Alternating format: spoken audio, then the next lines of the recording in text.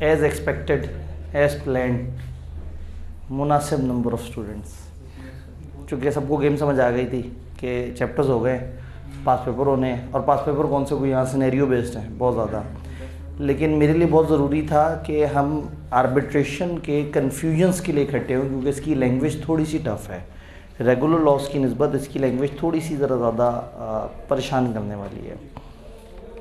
तो सबसे पहले ज़रा सवाल करते हैं, आर्बिट्रेशन एक्ट 1940 में ओवरऑल इसकी, पहले लैंग्वेज को साइड पे कर देते हैं, क्या थीम समझ आ रहा है? एक आर्बिट्रेटर होगा, अगर ज़्यादा आर्बिट्रेटर होंगे तो उनमें फड्डे की सूरत में एक अंपायर होगा। आर्बिट्रेटर 2, 4, 6, 8 अगर इस तरह से हों तो लाजमी है उन पर अंपायर को अपॉइंट करना, और अगर किसी और नंबर पे है तो लाजमी नहीं है, लेकिन कर लेंगे तो वो उनके दरमियान फ़ैसला करा सकता है।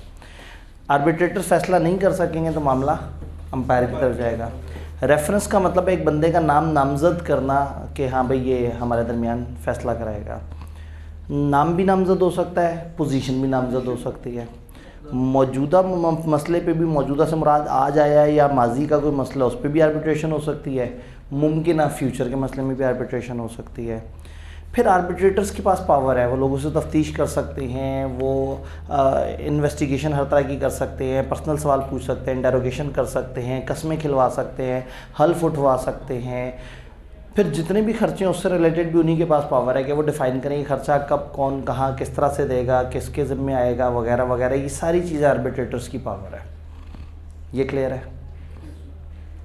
फिर ये जो प्रोसेस है, हम कहते हैं कि जब आर्बिट्रेशन में एंटर हुए, रेफरेंस एंटर हुए या नोटिस दे दिया कि हाँ भाई आर्बिट्रेशन शुरू हो गई है, तो 4 महीने के अंदर अंदर फ़ैसला सुनाना है। वो नहीं सुना सकेंगे तो फिर अंपायर की तरफ रेफ़र हो जाएगा, और अंपायर 2 महीने के अंदर अंदर फ़ैसला सुना देगा। और आर्बिट्रेशन के जो रिज़ल्ट हैं उसको अदालत में जाके इन्फोर्स भी किया जा सकता है। सेम आर्बिट्रेटर्स भी अदालत की मदद ले सकते हैं। अगर किसी स्पेशल केस में कोई ओपिनियन चाहिए या कोई डिसीजन देते हुए कह सकते हैं डिसीजन इतना है लेकिन अदालत की वजह से शायद इसमें कुछ ये प्लस माइनस हो जाए, डिसीजन भी अदालत को रेफ़र कर सकते हैं, अवार्ड भी, और अवार्ड कंडीशनल भी रख सकते हैं बेस्ड ऑन अदालत की तरफ से आने वाला फ़ैसला। तो कह सकते हैं आधी सज़ा हमारी तरफ से और आधी अदालत अब हमें बताएगी। कॉन्सेप्ट्स में कोई अगर कन्फ्यूजन है तो बताएं। फिर लैंग्वेज की तरफ आते हैं। आर्बिट्रेशन का कॉन्सेप्ट क्लियर है, अंपायर का कॉन्सेप्ट क्लियर है, रेफरेंस, अवार्ड, ये सारे लफ्ज़ क्लियर हैं। किताब की तरफ आते हैं। सबसे पहले हमने कहा आर्बिट्रेशन एक मेथड है, इसमें सबसे तकलीफ दह जुमला यही है और उसके बीच में दरमियान में ही एक बात है, इन लाइंस में कोई कन्फ्यूजन? ये बात समझ आ गई थी कि ये पुराना लॉ है तो इसमें बहुत सारे प्रेसिडेंट्स मौजूद हैं, जिसकी वजह से बहुत सारे लफ्ज़ों की इंटरप्रिटेशन हो जाएगी, बेहतर हो जाएगी, क्योंकि हमारे पास बहुत सारे माजी के केसेस मौजूद हैं। फिर ये जो डेफिनेशंस हैं इसमें लीगल रिप्रेजेंटेटिव के बीच में ये जो दरमियान में एक रिप्रेजेंटेटिव कैरेक्टर में बंदा आता है, वो बात समझ आई थी कि अगर एक दरमियान में बंदा आया तो वो रिप्रेजेंटेटिव है और उसको वो जिसको वो स्टेट देगा वो भी लीगल, यानी कि असल लीगल रिप्रेजेंटेटिव के दरमियान में कोई आया तो कुछ अर्से तक वो लीगल रिप्रेजेंटेटिव और बाद में उससे नीचे वाला लीगल रिप्रेजेंटेटिव जिसके लिए वो रिप्रेजेंट कर रहा था। ये क्लियर है? नेक्स्ट पेज पे provision implied in arbitration agreement पे, इसमें जितनी बातें लिखी हैं उसमें कोई लाइन, कोई जुमला, कोई बात जो नहीं समझ आ रही। Point number 4, if arbitrator have allowed their time to expire. ये जुमला अजीब सा लगता है कि अगर आर्बिट्रेटर ने इजाज़त दे दी हो कि उनका टाइम एक्सपायर हो जाए, लेकिन इसका एग्जैक्टली ये तर्जुमा नहीं है। कह रहे हैं अगर आर्बिट्रेटर्स ने टाइम पूरा कर दिया और फैसला नहीं सुनाया, if arbitrator have allowed their time to expire, जिसका इंतहाई वहियात तर्जुमा ये बनता है कि अगर टाइम एक्सपायर हो गया हो। हैव अलाउड जो है वो मतलब हैव अलाउड से ऐसा लगता है उन्होंने खुद इजाज़त दी अपने टाइम को एक्सपायर होने की, तो कहने का मतलब है कि उन्होंने इतना टाइम गुजार दिया कि उन्होंने अपने टाइम को ही एक्सपायर कर डाला विदाउट मेकिंग एन अवार्ड, बगैर फैसला सुनाए। और have delivered to any party to arbitration agreement और टू अंपायर, या किसी पार्टी को या अंपायर को एक नोटिस इन राइटिंग दे दिया कि भाईजान दे कैन नॉट एग्री, या तो टाइम एक्सपायर हो गया हो 4 महीने का, या उन 4 महीनों में किसी भी पार्टी को या अंपायर को कह दिया भाईजान सॉरी हम नहीं इसको कंटिन्यू कर सकते। फिर क्या होगा? The umpire shall forthwith enter on the reference in place of arbitrator. जहाँ लिखा हुआ था कि मेरे तुम्हारे दरमियान फैसला शकील, वकील, नबील और खलील कराएंगे, 4 आर्बिट्रेटर थे, तो उनकी जगह उनको क्रॉस करके लिख दिया जाएगा कि यहाँ मिस्टर बजाज अब फैसला कराएंगे, जिसको इन 4 ने अपना अंपायर का रेफरेंस वाली पार्टीज़ को नहीं पता। जो ओरिजिनल पार्टीज़ हैं वो तो आर्बिट्रेटर्स को जानते हैं। अंपायर किसने अपॉइंट किया था? आर्बिट्रेटर्स ने। तो कागज़ के ऊपर तो नहीं अंपायर का जिक्र था, तो जहाँ आर्बिट्रेटर लिखा था ना कि ये हमारा फैसला कराएगा, उसकी जगह क्या लिख दिया जाएगा? मिस्टर बजाज व्हाट्सएवर, जो उन्होंने अपना अंपायर बनाया, अब वो फैसला सुनाएगा। जी, अंपायर एक से ज़्यादा नहीं है। हाँ, अब अगर अंपायर का कोई मसला हो तो फिर अब इससे आगे, क्योंकि हमारा प्रॉब्लम ये है कि हमारा जो लॉ है वो ना होने के बराबर, बिल्कुल थोड़ा सा बताया है, इसमें हम दोबारा अदालत की तरफ भी जा सकते हैं। आर्बिट्रेशन एक अल्टरनेट डिस्प्यूट रेजोल्यूशन होती है, लेकिन अगर अल्टरनेट डिस्प्यूट रेजोल्यूशन से मसला हल ना हो, जैसे एक अल्टरनेट डिस्प्यूट रेजोल्यूशन होती है मीडिएशन, रिकन्सिलिएशन, आपने शायद पढ़ा हो किसी जगह पे, मुसालियती व सालसी कौंसल। भाई इमरान खान और नवाज़ शरीफ में झगड़ा है तो बीच में जनाब कोई जरदारी आ जाएगा, जी मैं आप लोगों की सुलह सफाई कराता हूँ। तालिबान को हुकूमत से मसलों मसाइल हैं, इमरान खान बीच में आ जाता है, कहता है जी मैं मीडिएटर बनता हूँ, आपकी बात इन्हें बताऊँगा, इनकी बात इन्हें बताऊँगा। पाकिस्तान का किसी मुल्क से झगड़ा है, एक तीसरा मुल्क मीडिएटर बन जाता है। यूके और रूस, वो सॉरी यूक्रेन, हाँ यूक्रेन और रशिया जो है, रूस, ये आपस में इनके फड्डे शदीद होने लगे और फिर ये आहिस्ता आहिस्ता सेटल कर रहे थे कि इमरान खान पहुंच गया मीडिएशन कराने और फड्डे शुरू हो गए। खैर मतलब वो मजाक में बात कर रहा हूँ, कहने का मतलब है कि अगर उन दोनों मुल्कों का आपस में झगड़ा हो रहा है और एक तीसरा मुल्क जो है वो पहुँच जाते हैं हमारे तैयब पुर्तगाल, और वो पहुँच के दोनों मुल्कों की सुलह सफाई करा देते हैं, तो ये भी एक अल्टरनेट डिस्प्यूट रेजोल्यूशन होता है। लेकिन अगर सुलह सफाई नहीं होगी तो फिर लीगल कार्रवाई। तो ये अल्टरनेट डिस्प्यूट रेजोल्यूशंस होती हैं जिसमें बातचीत होती है, मुज़ाकरात होते हैं, एक और बंदा बीच में आ जाता है, वो समझाता है, वो कानूनी नहीं होता, वो कानून से बचने का एक चोर रास्ता होता है कि बातचीत से बात हल हो जाए तो अदालतों में ना धक्के खाएं। लेकिन बातचीत से हल ना हो, आर्बिट्रेशन से हल ना हो, तो आखिरी हल तो अदालत है ही है। तो आर्बिट्रेशन वॉज अ शॉर्टकट, जल्दी फैसला आ जाएगा, लोकल फैसला होगा, मान लिया जाएगा, अदालती रफड़ में नहीं पड़ेंगे, पैसे नहीं देने पड़ेंगे, वकील, ख्वारी, इन सारी चीज़ों से बंदा बच जाता है। जी, क्या ये बात समझ आई कि एम्पायर का नाम वहाँ पे लिख दिया जाएगा? ये सेंटेंस क्लियर है? इसके नीचे वाला जी, latest date of their respective appointment. हाँ, लेटेस्ट डेट से क्या मुराद है? हमने एक आर्बिट्रेटर अपॉइंट किया, फिर पार्टीज ने सोचा यार एक आर्बिट्रेटर हो सकता है बायस्ड हो जाए, काम करते हैं एक और भी अपॉइंट कर लेते हैं। एक आर्बिट्रेटर अपॉइंट किया 15 जुलाई को, अगला आर्बिट्रेटर कॉन्ट्रैक्ट में 27 जुलाई को लिखा, तो इनमें से लेट कौन अपॉइंट हुआ है? 27 जुलाई। यहाँ से 4 महीने की गिनती शुरू हो गई। तो कहते हैं जो 4 महीने शुरू होंगे, वो सॉरी, जो 1 महीना शुरू होगा जो अंपायर की अपॉइंटमेंट वाला है, वो होगा from the latest date of their respective appointment. जो उनकी जो जब भी अपॉइंटमेंट हुई है उसमें से जो लेटेस्ट डेट है, आसान अल्फाज में जब से लेट अपॉइंट हुआ है ना, वहाँ से 1 महीना काउंट होगा कि ये अंपायर को अपॉइंट करें। क्लियर? कोई लाइन, कोई सेंटेंस अगर मसला कर रहा है ज़रूर बताएं, ताकि आज का हमारा मकसद, क्योंकि हमारी क्लास के बगैर भी काम चल सकता था, लेकिन इसमें छोटे छोटे से सेंटेंसेस हैं जो तकलीफ़ देते हैं, तो अच्छी तरह से समझ लें। इस पेज पे कुछ और ऐसा लिखा हो जो मुश्किल हो या नहीं समझ आ रहा। जी, अगर अंपायर फैसला ना कर सके तो क्या पार्टी दोबारा आर्बिट्रेशन में जा सकती है? वो एक सेपरेट एग्रीमेंट करके आर्बिट्रेशन के मुताबिक एक नए आर्बिट्रेशन की तरफ भी जा सकते हैं और अदालत में भी जा सकते हैं, क्योंकि हमने ये पढ़ा था कि आर्बिट्रेशन के अंदर ना लिमिटेड अपील्स वगैरह का कॉन्सेप्ट होता है। ये इतना बहुत ज़्यादा, इसमें इतनी ज़्यादा गुंजाइश नहीं है ना, ये बड़ा लोकल सा सेटअप है। अदालत का तो पूरा एक निज़ाम है कि लोकल लेवल पे हैं, सिविल लेवल पे हैं, क्रिमिनल लेवल पे हैं, सेशन है, हाई है, सुप्रीम है, मतलब इतने सारे लेवल्स उनके डिफाइन है। इतना बड़ा सेटअप है जो उसमें है। तो आर्बिट्रेशन का उतना ज़बरदस्त सेटअप नहीं है। तो आर्बिट्रेशन में बड़ा कम होता है कि फ़ैसला आ गया फिर आप किसी और के पास शिकायत करें, कुछ और करें। तो आर्बिट्रेशन में फ़ैसला आने के बाद नॉर्मली मान लिया जाता है। जो आर्बिट्रेटर होते हैं वो गवर्नमेंट की तरह अप्रूव होते हैं या फिर कोर्ट नहीं, गवर्नमेंट की तरह अप्रूव नहीं होते, यानी कुछ मामलों में ऑफिशियल आर्बिट्रेटर्स डिफाइंड होते हैं कि हाँ भाई इसी तरह का मामला होगा, इनके पास जाएंगे। एक छोटी सी एग्जांपल देता हूँ, अगर एक कंपनी ने वाइंड अप होना होता है तो वो एक लिक्विडेटर को अपॉइंट करते हैं, एक इंडिपेंडेंट।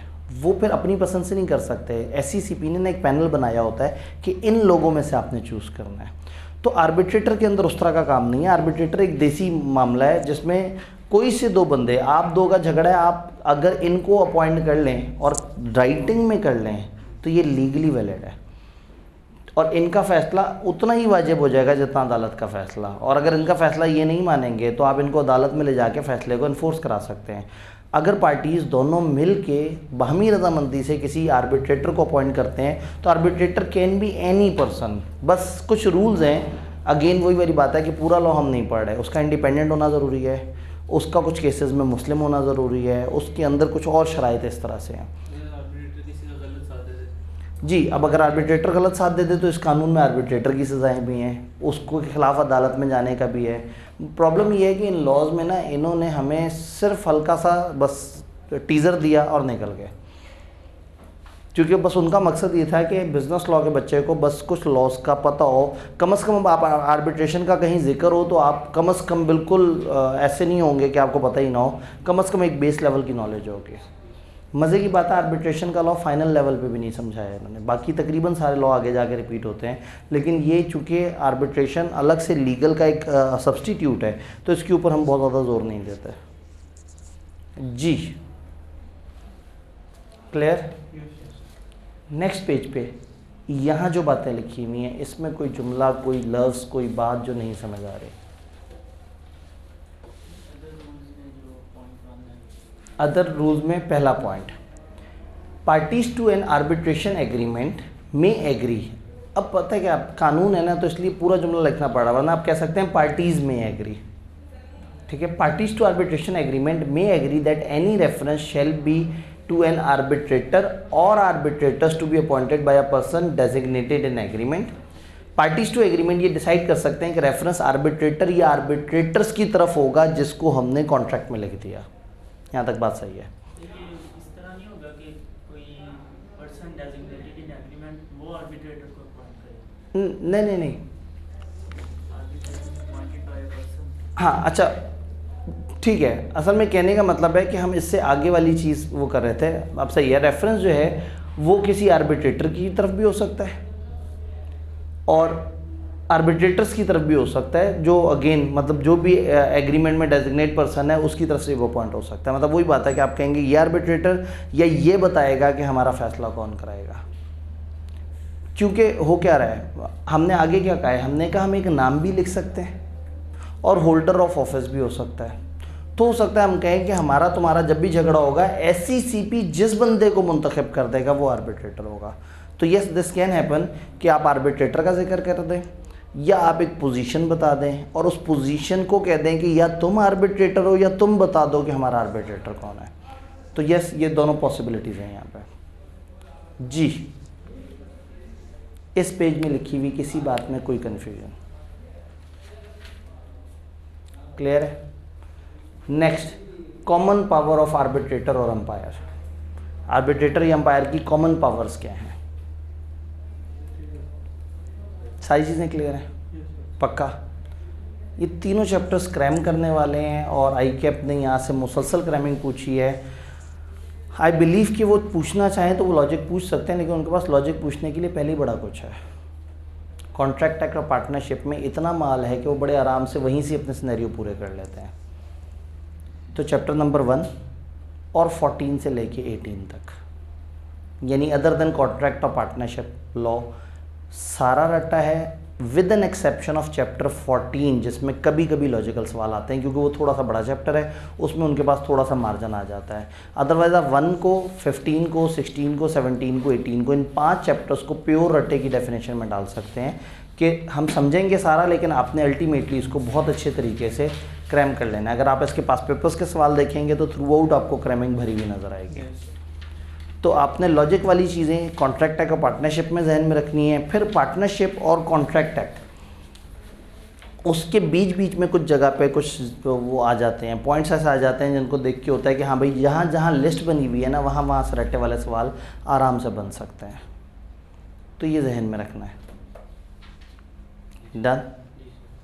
चलते हैं जी पास पेपर्स की तरफ। क्या चैप्टर 16 के पास पेपर्स का भी हमने तस्करा किया था? नहीं किया मेरे ख्याल में, शायद चलते फिरते बात हुई थी। तो एक काम करते हैं ना, चैप्टर 16, 17, 18 सबके पास पेपर्स जो है वो सामने स्क्रीन पे लेके आते हैं, उसको डिस्कस करते हैं। और रादर देन कि हम सबके फिर रीसेंट पेपर का सवाल भी देखें, एक दफ़ा सारे डिस्कस करने के बाद रीसेंट पेपर में एक सवाल जिसमें तीनों चैप्टर्स का कंबाइंड सवाल आया है उसको भी देख लेंगे। तो एक एक करके देखते हैं।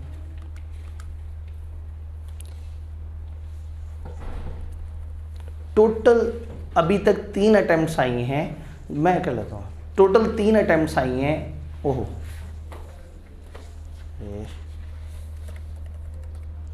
इसको शुरू से डुप्लीकेट कर दिया गया ना स्क्रीन को, आप लोग स्लाइड को करते हैं। जब आप स्लाइड ओपन करें ना तो वहाँ ऑप्शन आ रही होती है डुप्लीकेट स्लाइड, उससे से वो स्लाइड डुप्लीकेट होती है। सेटिंग में अंदर इधर से जाएं तो मुसलसल स्क्रीन पूरी डुप्लीकेट हो जाती है, फिर मसला नहीं पड़ता। लेटेस्ट जो चैप्टर की है चैप्टर 18 देखते हैं। एक बहुत ही मुश्किल सवाल है। Under the provision of arbitration act 1940 state any 4 power of arbitrator. Arbitrator की लिस्ट दी हुई थी, वो पावर्स की एंड पे कोई सी 4 उन्होंने कह दिया कि आप लिखते हैं। जो 4 आपको ज़्यादा अच्छे तरीके से पता है लिख दिया, सीधे सीधे 4 नंबर। एक नंबर की एक, यस 4 लाइनें 4 नंबर, सीधे सीधे मुफ्त के पूरे नंबर। इसमें नंबर नहीं कटते, इसमें राइटिंग मैटर ही नहीं करती, आपने किताब से उठा के एज इट इज छापना है। Under the provision of competition act list any 5 practices that prevent, restrict, reduce और distort competition in particular market through abuse of dominant position. अब अब्यूज ऑफ डोमिनेंट पोजीशन में इतनी सारी दी हुई थी, उन्होंने कहा कोई सी 5 बता दें। यानी जालिमों ने जहाँ जहाँ लिस्ट आई हुई है उसमें से पूछ डाला। अब ये ना एक अकड़ बकड़ बम्बे बो होता है कि एक चैप्टर 18 खोलेंगे तो उसमें 2 लॉ होंगे। हाँ, इन तीनों चैप्टर्स में 2-2 लॉज हैं, तो वो कंपटीशन से भी पूछ सकते हैं और वहाँ आर्बिट्रेशन से भी पूछ सकते हैं। फिर शायद एक फ़लसफ़ी आपको फेसबुक पे बैठ के बताएगा कि अगर पिछली दफ़ा कंपटीशन से आ गया तो इस दफ़ा आर्बिट्रेशन से आना है, इस दफ़ा आर्बिट्रेशन से आया है तो अगली दफ़ा कंपटीशन से आना है। ये चीज़ हमेशा वैलिड नहीं है। अभी उतना ट्रेंड डेवलप ही नहीं हुआ, 3 टोटल अटैम्प्ट्स हुई हैं। और दूसरा यही है कि ICAP कभी भी सरप्राइज़ देने की सलाहियत रखता है, तो ऐसा नहीं होगा कि वो इतना ज़्यादा सोचें कि नहीं जी हमें बड़ी शर्मिंदगी हो रही है कि लास्ट टाइम आर्बिट्रेशन नहीं पूछा तो इस दफ़ा उसे पूछ लिया जाए। दिस कैन हैपन कि वो दोनों को रिपीट कर दें। इवन दिस कैन हैपन कि वो एक चैप्टर से सवाल ही ना बनाए।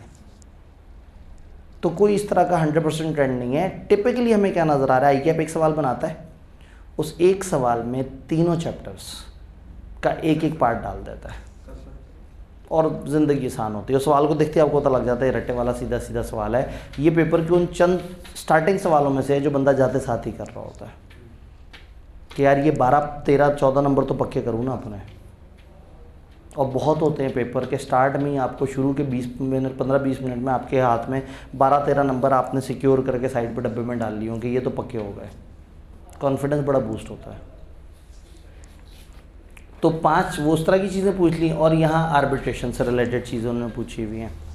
ठीक है जी, मज़ीद इसमें देखते हैं।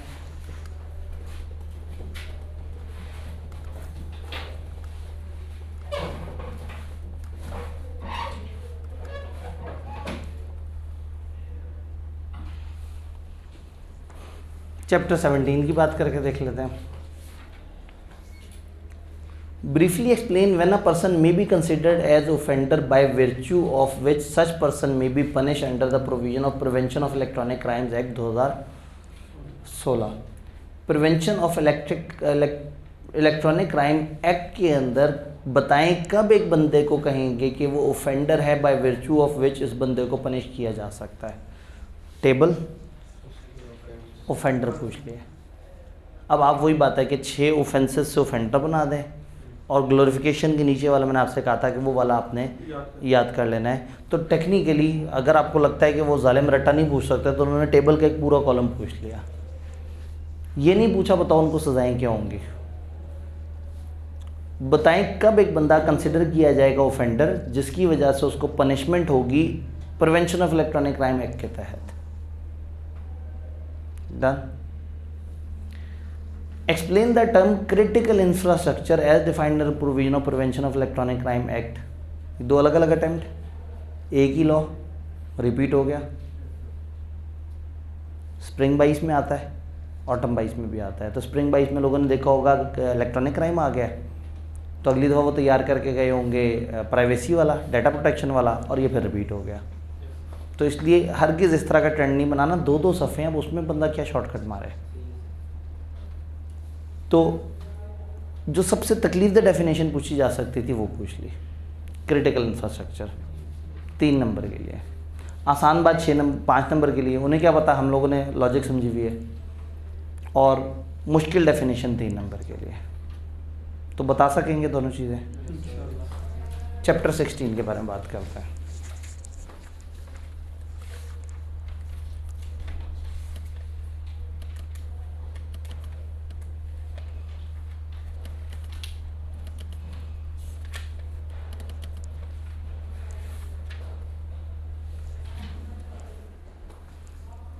Under the payment system and electronic fund transfer act, ये ICAP बहुत अच्छा है, लॉ का नाम ज़रूर बताता है, ताकि ऐसा ना हो कि आपको कोई भी डेफिनेशन पूछो और आप सोचते ही रह जाएंगे पता नहीं ये कहाँ से आई है। तो payment system electronic fund transfer act 2007 के तहत identify the operational arrangement required to be establish by operator of designated payment system. DPS के ऑपरेटर को ऑपरेशनल अरेंजमेंट्स कौन से रखने हैं, याद है? ऑपरेटर्स वगैरह सही हो, डिवाइस, सिक्योरिटी, फलाना फलाना, बैकअप शैकअप, वो एक लिस्ट बनी हुई थी 4 पॉइंट्स की, 4 नंबर का सीधा सीधा सवाल। Under the provision of anti money laundering act 2010 explain when a person may be held accountable for money laundering offence. बताएं कब एक बंदा अकाउंटेबल ठहराया जाएगा मनी लॉन्ड्रिंग ऑफेंस के लिए। Also discuss the possible consequences if he is proven guilty. अब वही बात है कि अपनी मर्जी है तो 5 नंबर के लिए बहुत कुछ पूछ डाला। पहले मनी लॉन्ड्रिंग की डेफिनेशन पूछी है पूरी कि कब कहा जाएगा कि एक बंदा मनी लॉन्ड्रिंग कर रहा है, फिर उसकी सज़ा भी पूछ ली। इतने में 50 मिलियन 1 से 10 साल कैद और वो चीज़ फॉरफिट हो जाएगी। नंबर थोड़े से और ज़्यादा होते हैं तो हम, चूँकि उन्होंने पर्सन बोला है तो हम कंपनी वाली बात भी लिख देते हैं। अभी चूँकि नंबर मुनासिब है और ऑलरेडी हम एक डेफिनेशन अच्छी खासी लिख चुके होंगे, तो सिंगल पर्सन के जो जुर्माने और वो डेफिनेशन पूरी लिखने के 5 नंबर। जी, रिस्क ना लिया जाए तो बेहतर है। अगर ज़रा सा भी डाउट है और 3 इजाफी लाइनें हैं तो 1 मिनट लगना है वो 3 इजाफी लाइनें लिखने में, खामखा एक आध नंबर कट जाए बिला वजह। और यही 1-1, 2-2 नंबरों ने तो आहिस्ता आहिस्ता पास होने के करीब पहुँचाना है। क्लियर? अब देखते हैं रीसेंट पेपर में क्या आया। रीसेंट पेपर का जो एंड वाला मॉक है वो शायद हमारे पास यहाँ नहीं होगा।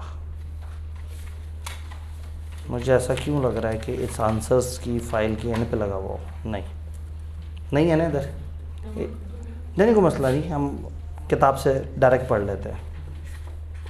नेट चल रहा है, ICAP की वेबसाइट से उठाते हैं।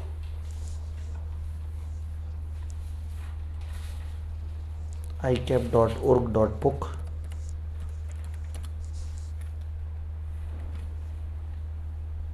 नॉट सिक्योर, वो कह रहे हैं ICAP सिक्योर नहीं है।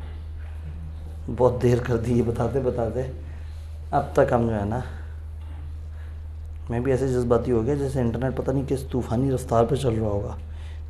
इंटरनेट का नाम है SBI स्टाफ को तो ऐसे ही गरीब से इंटरनेट मिलना है। खैर मेरे पास भी यही होता है। पहले ऊपर लिंक दिए हुए होते थे, लेकिन अब वो उनमें मसला आता है तो हम नीचे से क्लिक करके जाएंगे स्टडी रिसोर्सेस।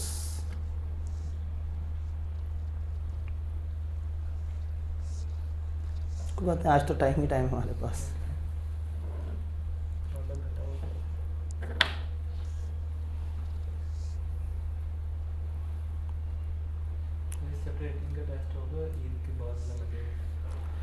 मैं तो कह रहा हूँ ईद के बाद 3 चैप्टर का इकट्ठा टेस्ट कर लेते हैं, कितना मज़ा आएगा। कौन से 3? अभी भी पूछने वाली बात है। कौन मतलब ये सवाल कौन पूछता है अभी हम कौन से 3 चैप्टर्स के मतलब आपने तो सारे जज्बात ही मेरे जो है ना उजाड़ के रख दिए। जिन 3 चैप्टर्स का बार बार जिक्र हो रहा है, जिनके पास पेपर्स की डिस्कशन हो रही है।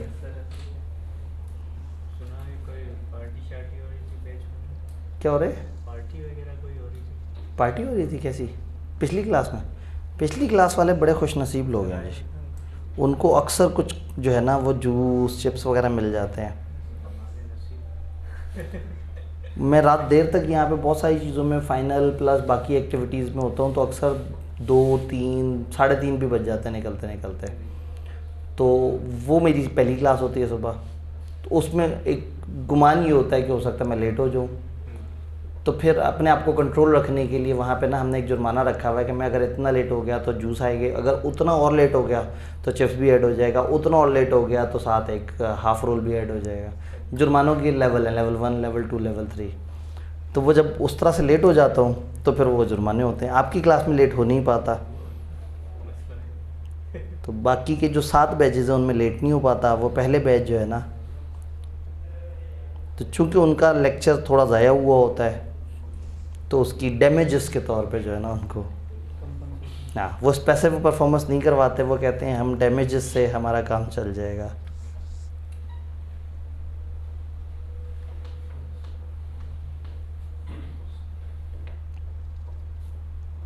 जितना स्लो चल सकता है वो चल के दिखा रहा है।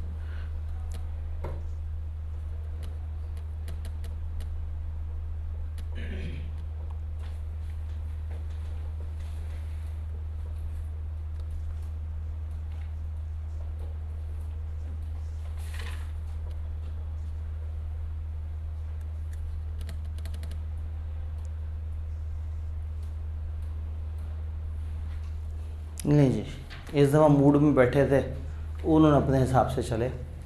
List any 4 circumstances under which state bank of Pakistan may revoke the designation of designated payment system under provision of payment system and फलाना एक्ट।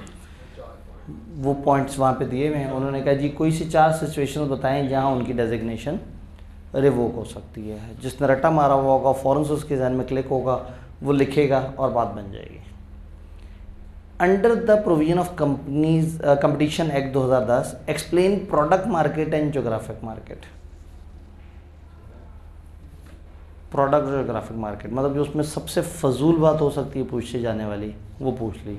तो ये नहीं सोचना कि क्या हल्का है क्या भारी है, जो भी है आपने याद कर लेना है। तो 2 डेफिनेशन प्रोडक्ट मार्केट की और जोग्राफिक मार्केट की, और फिर वो practices that are consider as deceptive marketing practices.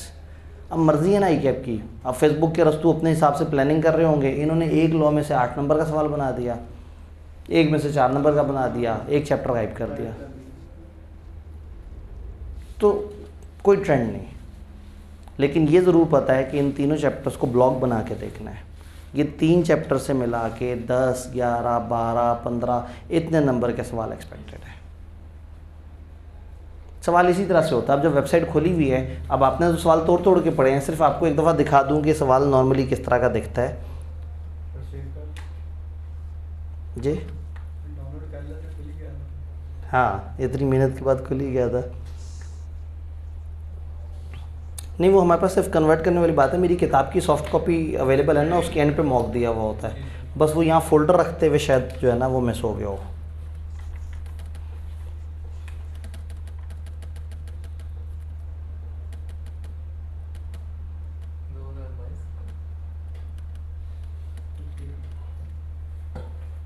ये हमने ओपन किया है इससे पिछला पेपर जो हम देख रहे थे ना, ये देखें, एक सवाल, उस सवाल के 3 पार्ट, एक चैप्टर, दूसरा चैप्टर, तीसरा चैप्टर। सवाल को देखते ही पता लग जाता है रट्टे वाला सवाल। ऊपर नीचे सिनेरियो बड़े बड़े सी चीज़ें चल रही होती हैं, दरमियान में अचानक से क्यूट सा सवाल आ जाता है। 2-2, 3-3 लाइनें लिखी हुई होती हैं, पता लग जाता है रट्टे वाला सवाल। 4 और 4 8 और 5 13। तो इस वाली अटैम्प्ट में 13 नंबर, रीसेंट अटैम्प्ट जो देखी उसमें 12 नंबर। इससे पिछला पेपर भी देख लेते हैं, आज तो टाइम ही टाइम है।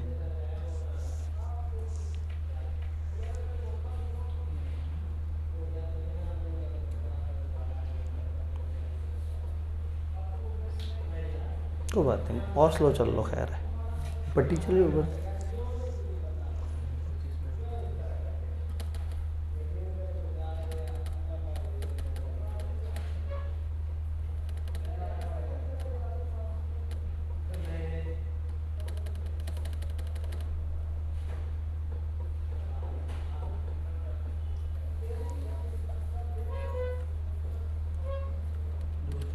Question number 7, under provision of anti money laundering this. देखिए सवाल देखते साथ ही नज़र आ रहा है कितना खूबसूरत से ब्लॉक बने हुए हैं, सीधे सीधे रटे वाले, और इस दफ़ा 13 नंबर। रिसेंट पेपर में 12, पीछे 2 में 13, तो कम से कम आज तक जो पूछा उन्होंने 12 नंबर के लिए पूछा है। तो 12-13 नंबर के आसपास अगर इन 3 चैप्टर्स में सवाल आ रहे हैं और इन 3 चैप्टर्स को याद करने से ये वाले सिक्योर हो जाते हैं, जिसमें लॉजिकल, और मज़े की बात है कि हमने लॉजिक इस लेवल पे समझी हुई है कि अगर लॉजिकल सवाल आ जाए तो आई एम वेरी कॉन्फिडेंट कि आप लोगों को इंशाल्लाह मसला नहीं होगा, आप लोगों की बड़े अच्छे लेवल पे तैयारी हुई हुई है। इनको क्रैम भी कर सकते थे लेकिन इनके ऊपर हमने भरपूर टाइम गुजारा है इसको समझने के लिए। तो इंशाल्लाह ताला हम ऑनवर्ड जो है वो अपना सबसे टेक्निकल चैप्टर जो है वो स्टार्ट कर रहे होंगे, चैप्टर 14 नेगोशिएबल। उसके साथ चैप्टर 15 कनेक्ट हो जाता है, आधे कॉन्सेप्ट उसके इस्तेमाल होंगे, कुछ में नए कॉन्सेप्ट है। और देन हमारे चैप्टर का सबसे आखिरी, सिलेबस का आखिरी आईन पाकिस्तान। जी, सबसे पहला चैप्टर सबसे आखिर पे, हमने किताब की तरतीब ही बदल डाली। आइन तो सबसे आखिर में ना, ताकि आप जब फ्री हो क्लासेस से तो आइन जो है वो आपके जहन में हो। तो इंशाल्लाह ताला ईद के बाद 2 हफ्ते के अंदर हम इन चीज़ों को कवर करेंगे, और फिर उसके बाद 2 हफ्ते जो है ना वो हम करेंगे तगड़ी वाली रिवीजन। 1.25 घंटे की क्लास, 10 से 11 दिन, सारा सिलेबस सुपर फास्ट फॉरवर्ड। उसमें हर अगले दिन टेस्ट हो रहा होगा, वो टेस्ट पूरे दिन के लिए एप्लीकेबल होगा, एक कमरा मुख्तस हुआ होगा, हर बंदा अपने अपने टाइम पे अपनी पसंद से अपनी तैयारी करके वहाँ जाए, टेस्ट दे के और वापस आ जाए। उसको 2 से 3 दिन में वो टेस्ट चेक होकर मिल रहा होगा। वो टेस्ट हफ्ते बाद नहीं मिलेगा, उसकी चेकिंग भी थोड़ी सी फास्ट होगी इंशाल्लाह। तो ये प्लान है। हाँ, टाइम के जो है ना वो बहुत सारे क्लैशेज़ हैं, मतलब रिवीजन क्लास में हमें ज़रा ज़्यादा टाइम चाहिए, और वो टाइम हमारे बहुत ज़्यादा इधर मॉर्निंग के टाइम में अच्छा खासा क्लैश कर जाता है। फिर आगे जो है वो सर अली इमरान साहब की का भी ये प्लान है कि वो टेक्स्ट के बैचेस के स्टूडेंट्स को फास्ट ट्रैक के अंदर भी उनको रिवीजन का मौका देना है, जो शाम के वक्त है। तो मज़े की बात है कि मैं अगर सुबह रखूँ तो भी क्लैश हैं, दोपहर रखूँ तो भी क्लैश हैं, शाम रखूँ तो भी क्लैश हैं। तो मैं मज़ीद शाम, यानी मुझे लग रहा है सबसे सेफ़ टाइम है शाम 5 बजे का।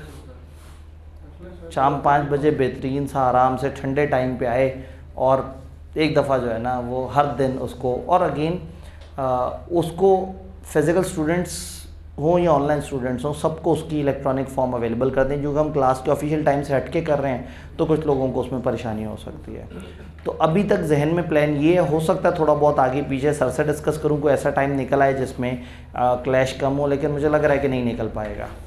और सेफ़ यही है कि हम उस टाइम पे, ताकि हमारे पास कैप ना हो कोई, 5 बजे शुरू करें, टॉपिक ख़त्म होते होते 1.25 घंटे में नहीं हुआ तो कोई बात नहीं, हम 1.5 घंटा पढ़ लें, हम आगे जा सकें बगैर किसी फियर के, किसी और टीचर से टकरा गए, कोई और मसला हो गया।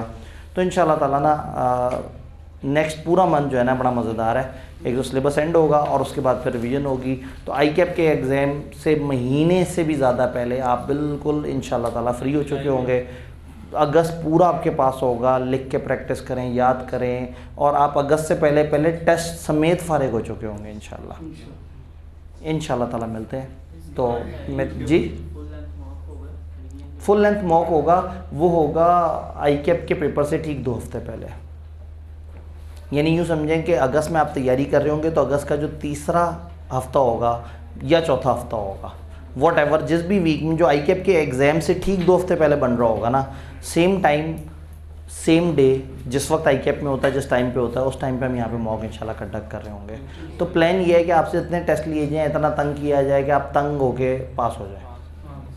ठीक है जी, इंशाल्लाह ताला मिलते हैं। बहुत बहुत शुक्रिया, आज आप लोगों ने टाइम दिया और हम लोगों ने काफ़ी सारी डिस्कशंस कर ली। ठीक है।